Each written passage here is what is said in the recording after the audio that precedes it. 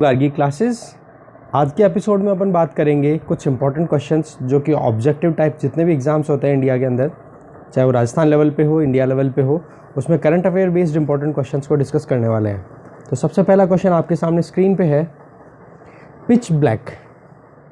ये अभी न्यूज़ में था, ये क्या है? It is a type of black carbon, a vaccine for कोविड-19 और an Air Force exercise conducted by Royal Australian Air Force और इंडिया यूएस नेवल एक्सरसाइजेस। तो इन चारों ऑप्शंस में से कौन सा सही आंसर है? पॉज करके एक बार आप सोचिए। इसका आंसर है 3, an air force exercise conducted by royal Australian air force. Recently क्या हुआ, कोविड-19 के आउटब्रेक के कारण ये एक्सरसाइज को ऑस्ट्रेलिया ने पोस्टपोन कर दिया, कैंसिल कर दिया और इंडिया को इन्फॉर्म किया। इसमें क्या होता है कि ये एक ऑस्ट्रेलियन एयरफोर्स की एक्सरसाइज जिसमें बहुत सारे कंट्रीज़ पार्टिसिपेट करते हैं, मल्टीलेटरल एक्सरसाइज में कन्वर्ट हो गई, जो कि बाईएनियल है। ठीक है, तो इसमें अभी इंडिया को इन्फॉर्म किया है ऑस्ट्रेलिया ने कि अभी ये एक्सरसाइज अपन कंडक्ट नहीं करा सकते। तो इस वजह से पिच ब्लैक जो था न्यूज़ में था, और ये एक एयरफोर्स एक्सरसाइज है जो ऑस्ट्रेलिया में कंडक्ट होती है। ओके, नेक्स्ट क्वेश्चन है, वो है विश्वगुरु बासावेश्वरा। विश्वगुरु बासावेश्वरा ये किस सेक्ट से एसोसिएटेड थे? क्या वो शैविज्म से थे, लिंगायत से, वज्रयान जो कि बुद्धिज्म का एक सेक्ट है, या फिर जैनिज्म? इनमें से कौन सा इसका सही आंसर है? पोज करके बताइए। जी हाँ, इसका आंसर है लिंगायत, आंसर 2। बेसिकली अभी हमारे प्राइम मिनिस्टर ने इनको ट्रिब्यूट पे किया था, तो इस वजह से ये न्यूज़ में रहे। ये बेसिकली लिंगायत जो सेक्ट है उसको इस्टेब्लिश करने वाले थे जब भक्ति मूवमेंट चल रहा था इंडिया में। मेडिवल पीरियड की बात करें, मेडिवल पीरियड के टाइम पे, तो उस टाइम पे बहुत सारे सोशल एविल्स जो थे, उन सोशल एविल्स को ख़त्म करने के लिए भक्ति मूवमेंट इंडिया में आया, जिसमें ये जो विश्वगुरु बासवेश्वरा थे, इन्होंने लिंगायत सेक्ट का इस्टेब्लिशमेंट किया कि ये जितने भी एविल्स हैं, सोशल एविल्स हैं हिंदुइज्म के अंदर, या फिर जो भी और जितने सेक्ट या रिलीजन उस टाइम चल रहे थे उनके अंदर, तो उनसे हट करके अपन एक नया सिस्टम बनाए, जिसमें उन्होंने वेलफेयर स्टेट की एक तरीके से अजम्पशन किया था कि कल्याणकारी राज्य बनाएंगे अपन। ठीक है, और इसके लिए ये क्या करते थे कि जितने भी स्कॉलर्स थे, जितने भी लोग हुआ करते थे, उनसे डिस्कशन डिबेट ऑर्गेनाइज करते थे, और उसके बाद में जो कंक्लूजन निकलता था उनको रिकॉर्ड करते थे, और रिकॉर्डिंग जो होती थी वो कन्नड़ लैंग्वेज में होती थी। तो बेसिकली लिंगायत जो सेक्ट है ये कर्नाटका से ओरिजिनेटेड है। ठीक है, नेक्स्ट क्वेश्चन है कि फॉलोइंग गिवन सिटीज़ में से कौन सी सिटी थेम्स रिवर से एसोसिएटेड है? बर्लिन जर्मनी की कैपिटल, पेरिस फ्रांस की कैपिटल, न्यूयॉर्क सिटी यूएसए में, या फिर लंदन? इनमें से कौन सा सही आंसर है? पॉज करके बताइए। तो इसका सही आंसर है 4, थेम्स रिवर, जिसके शोर पे लोकेटेड सिटी कौन सी है? लंदन। तो ये भी न्यूज़ में इसलिए था क्योंकि जो बासा विश्वेश्वरा, अभी अपन ने देखा विश्वगुरु, उनका एक स्टैचू 2004 अपने प्राइम मिनिस्टर ने वहाँ पे लॉन्च किया था, तो उस वजह से ये भी न्यूज़ में था। नेक्स्ट क्वेश्चन, रिसेंटली लीगो, ये न्यूज़ में थी, ये क्या है? क्या ये ग्रेविटेशनल वेव ऑब्जर्वेटरी है, या फिर ये नासा का कोई नया मिशन है जो कि सन सरफेस की स्टडी के लिए लॉन्च किया गया है, या फिर कोई ये deep sea bed study equipment है, मतलब सी बेड में ज़्यादा डेप्थ तक जाके फिर उसकी स्टडी करने के लिए इक्विपमेंट बनाया गया है, या फिर एक ब्लैक होल है जिसको डिटेक्ट किया गया है, उसका नाम है लीगो? पोज करके बताइए इसका आंसर। इसका आंसर है 1। ये एक ग्रेविटेशनल वेव ऑब्जर्वेटरी है जिसने अभी रिसेंटली 2 लार्ज ब्लैक होल्स को मर्ज होते हुए देखा है। अभी तक का ट्रेंड ये था कि जितनी बार भी ब्लैक होल की मर्जर को देखा गया था वो इक्वल मासेस के ब्लैक होल हुआ करते थे, पर अब जो रिसेंटली जो डिटेक्ट हुआ है उसके अंदर एक बहुत स्मॉल रहा और एक लार्ज, और इनका फिर मर्जर हुआ। ब्लैक होल्स बेसिकली एक ऐसी स्पेशल बॉडीज़ होती हैं जिनकी ग्रेविटी इन्फिनिटी होती है, बहुत ज़्यादा ग्रेविटी होती है। इवन यहाँ अगर लाइट एंटर होगी तो लाइट भी एस्केप नहीं कर सकती, वो भी यहाँ पर एब्जॉर्ब हो जाती है। ठीक है, इसके ऊपर क्वेश्चन यूपीएससी में 2018 या 17 में पूछा था कि ब्लैक होल थ्योरी जो आइंस्टाइन ने दी थी उसके अंदर जो ग्रेविटेशनल फैक्टर था वो लाइट के ऊपर इफेक्ट करता है कि नहीं, उसके ऊपर क्वेश्चन था। नेक्स्ट क्वेश्चन देखते हैं अपन। अपने को दो स्टेटमेंट कंसिडर करने हैं और उनमें से बताना है कि राइट स्टेटमेंट कौन सा है। फर्स्ट स्टेटमेंट ये है कि कोविड-19 is a zoonotic disease. Second statement है कि ह्यूमन बीइंग्स में जितनी भी डिजीज होती है इन्फेक्शन से, वो उनमें से 90% लगभग 90% जूनोटिक होती हैं। जूनोटिक डिजीज का मतलब अपने को पता होना चाहिए। जूनोटिक का मतलब जो एनिमल्स से ह्यूमन में ट्रांसमिट हो जाती है। तो अब इसका आप पोज करके आंसर दो।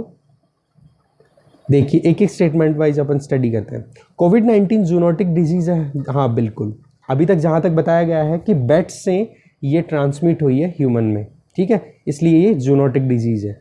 और दूसरा यहाँ पर अगर देखें अपन, अराउंड 90%, ये बहुत ही ज़्यादा डेटा हो गया अगर डेटा वाइज देखें, अराउंड 90%, ठीक है।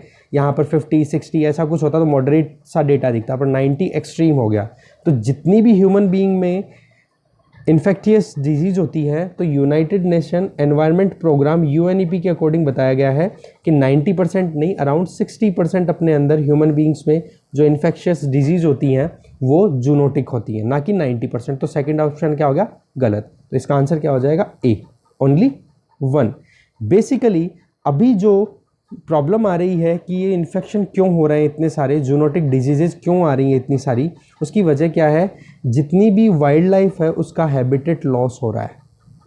क्योंकि धीरे धीरे जो कंस्ट्रक्शन एक्टिविटीज़ हो रही हैं, उन कंस्ट्रक्शन एक्टिविटीज़ की वजह से फॉरेस्ट लाइफ जो है, वाइल्ड लाइफ है, उसका क्या हो रहा है, लॉस होता जा रहा है। और कहीं ना कहीं इंटरवेंशन, ह्यूमन इंटरवेंशन इंक्रीज हो रहा है। तो उसकी वजह से यहाँ से वाइल्ड लाइफ की जो बायोडाइवर्सिटी थी या फिर वहाँ पर जो इन्फेक्शन थे वो अब ह्यूमन बीइंग को फेस करने पड़ रहे हैं, ठीक है।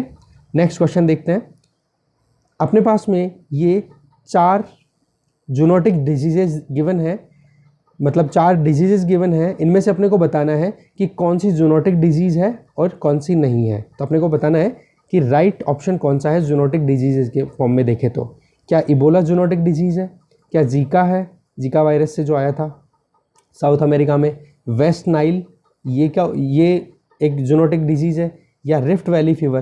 तो इन चारों में से ऑप्शन अपने को देखना है 1 to 4 ओनली।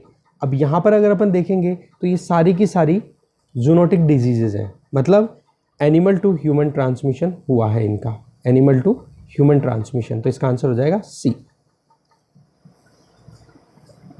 नेक्स्ट क्वेश्चन है, पीएम गरीब कल्याण पैकेज, जो कि कोविड-19 का जो आउटब्रेक हुआ इंडिया में, तो उस टाइम पे ये एक पैकेज डिक्लेयर किया गया था सेंट्रल गवर्नमेंट के द्वारा, जिससे कि जो वल्नरेबल सेक्शंस हैं उनको हेल्प की जा सके।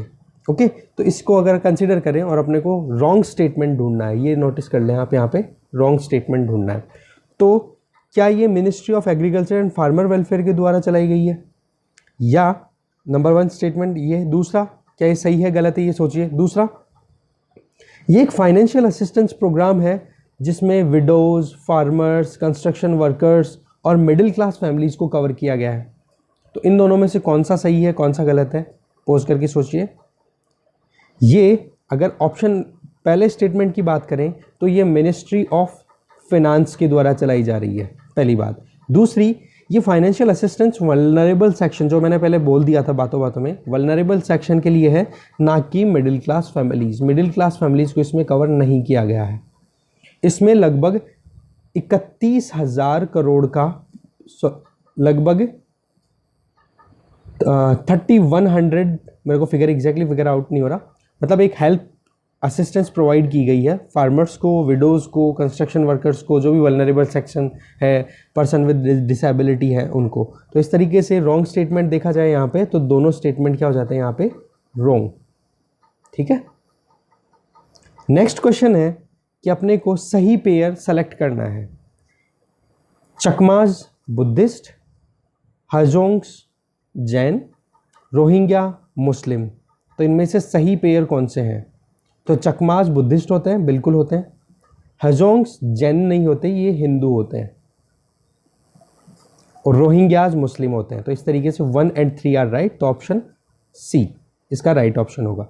तो बेसिकली रिसेंटली न्यूज़ ये थी कि ये जो चकमाज और हजोंग्स हैं ये क्या है, बांग्लादेश से 1960s में अरुणाचल प्रदेश में माइग्रेट कर गए थे, क्योंकि बांग्लादेश के अंदर इन पे एट्रोसिटीज़ होने लग गई थी।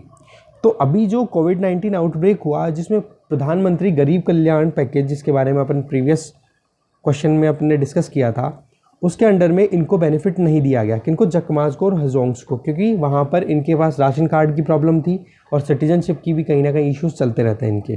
तो इस वजह से प्रधानमंत्री को वहाँ पर एक राइट एक्टिविस्ट ग्रुप है, उन्होंने लिखा है कि आप चकमाज और हजोंग्स को भी प्रोटेक्शन प्रोवाइड करो। तो ये क्वेश्चन था कि राइट पेयर कौन सा है। नेक्स्ट क्वेश्चन देखते हैं, हाइड्रोजन फ्यूल सेल से रिलेटेड। इसमें अपने को राइट स्टेटमेंट चूज़ करना है, ये एस है, राइट स्टेटमेंट या स्टेटमेंट्स। फर्स्ट स्टेटमेंट क्या है कि hydrogen and oxygen are input, मतलब हाइड्रोजन फ्यूल सेल को काम कराने के लिए ऑक्सीजन और हाइड्रोजन अपने को इनपुट की तरह देनी होती है। दूसरा स्टेटमेंट है आउटपुट क्या है इसका, इलेक्ट्रिसिटी, वाटर वेपर और H2S मतलब हाइड्रोजन सल्फाइड गैस, ये तीनों निकलते हैं। और तीसरा है इसका स्टेटमेंट कि इसमें एनर्जी स्टोरेज पॉसिबल है। तो पोज करके आप सोचिए कौन सा स्टेटमेंट सही है, कौन सा गलत है। फर्स्ट स्टेटमेंट बिल्कुल सही है। सेकंड स्टेटमेंट में यहाँ पर अपने पास में आउटपुट में केवल इलेक्ट्रिसिटी और वाटर वेपर मिलता है, हाइड्रोजन सल्फाइड गैस नहीं मिलती, मतलब कोई ग्रीन हाउस गैस बाहर नहीं निकलती। दूसरा, एनर्जी स्टोरेज यहाँ पर पॉसिबल नहीं है, जबकि जो अपने सेकेंडरी सेल्स होते हैं, जो बैटरी होती हैं, उनके अंदर अपन स्टोरेज करते ही हैं, पर हाइड्रोजन सेल के अंदर क्या होता है, बैटरी स्टोरेज नहीं होता। ये बेसिकली न्यूज़ में, तो इस तरीके से आंसर क्या हो गया, इसका आंसर देख लेते हैं पहले। आंसर है अपना ए। ये बेसिकली हाइड्रोजन सेल न्यूज़ में इसलिए आया है कि एनटीपीसी जो है वो हाइड्रोजन सेल बेस्ड बसेस पे काम कर रही है, जिससे कि hydrogen cell based buses, public transport based buses को अपन पब्लिक ट्रांसपोर्ट में लॉन्च कर सकें। और ट्रायल के लिए दिल्ली और ले 2 लोकेशन डिसाइड की गई है। ओके, नेक्स्ट क्वेश्चन देखते हैं कि अभी रिसेंटली एक रिपोर्ट आई जिसका नाम था world military expenditure report. World military expenditure report ये किसने पब्लिश की है? क्या ये वर्ल्ड बैंक ने की है? क्या ये सिप्री, जिसका पूरा नाम है Stockholm International Peace Research Institute, इसने की है? या पीस इंटरनेशनल, ये एक एनजीओ है, इन्होंने की है? या फिर यूनाइटेड नेशंस ने किया है? किसने किया है? पोस्ट करके बताइए। इसका आंसर है 2। Stockholm International Peace Research Institute ने बताई है कि वर्ल्ड मिलिट्री एक्सपेंडिचर का ट्रेंड पिछले 1 साल में क्या रहा है। इसमें ये बताया गया है कि इंडिया, चाइना, ये दोनों वर्ल्ड के हाईएस्ट जो आर्म इंपोर्ट करने वाले कंट्रीज़ हैं, टॉप 3 में से 2 ये दोनों हैं, इंडिया और चाइना। और एक्सपोर्ट करने वाले कंट्रीज़ की बात करें तो इसमें यूएसए, रशिया, ठीक है, फ्रांस, इन कंट्रीज़ का नाम आता है। ठीक है, और फिर ये बताया गया इस रिपोर्ट में कि इंडिया का जो मिलिट्री एक्सपेंडिचर जो रहा या फिर इंपोर्ट जो रहा इक्विपमेंट का, वो मोर देन 50% तो रशिया से रहा है। जापान ज़्यादा इंपोर्ट करता है कहाँ से? यूएसए से। और पाकिस्तान इंपोर्ट करता है कहाँ से? चाइना से। मतलब मिलिट्री एक्सपेंडिचर की बात करें तो चाइना और इंडिया टॉप 3 कंट्रीज़ में आते हैं, पर इंपोर्ट की बात करें तो इंडिया इंपोर्ट करता है कहाँ से? रशिया से सबसे ज़्यादा। और पाकिस्तान कहाँ से करता है? लगभग 75% अपना मिलिट्री एक्सपेंडिचर इंपोर्ट के ऊपर अगर पाकिस्तान का देखा जाए तो वो चाइना से करता है। नेक्स्ट क्वेश्चन देखते हैं कि रिसेंटली मून का डिजिटल मैप लॉन्च किया गया है, ये किसने किया? Option A NASA, number 2 ISRO, number 3 European space agency, या फिर नासा और इसरो दोनों ने मिलकर किया है। इसका सही आंसर है 1। इसमें NASA, United states geological office और एक वहाँ का एक ऑर्गेनाइजेशन और है, इन्होंने मिलके और डिजिटल मैप लॉन्च किया है मून का, जो कि जितने भी स्पेस में मून के लिए मून एक्सप्लोरर मिशंस भेजे जाएंगे, उन मिशंस के अंदर इसकी बहुत हेल्प मिलेगी। ठीक है, और साथ में वहाँ पर कैसी जियोलॉजिकल स्ट्रक्चर है उसके बारे में बताया गया है कि कहाँ पे ट्रफ है, कहाँ पर क्रेस्ट है, कहाँ पर लूनर एक तरीके से क्रेटर बने हुए हैं, कहाँ पे वॉल्केनिक एरप्शन होने के बाद में माउंटेन्स या फ्लड प्लेन्स बने हुए हैं। मतलब ये चीज़ें सारी डिटेल बताई गई है वहाँ की। तो इस तरीके से आज का अपन ने टोटल 11 क्वेश्चंस के थ्रू इंपॉर्टेंट करंट अफेयर्स को डिस्कस किया है। ये पीपीटी आपको टेलीग्राम चैनल पे मिल जाएगी और चैनल को सब्सक्राइब करो। Thank you very much for watching this video.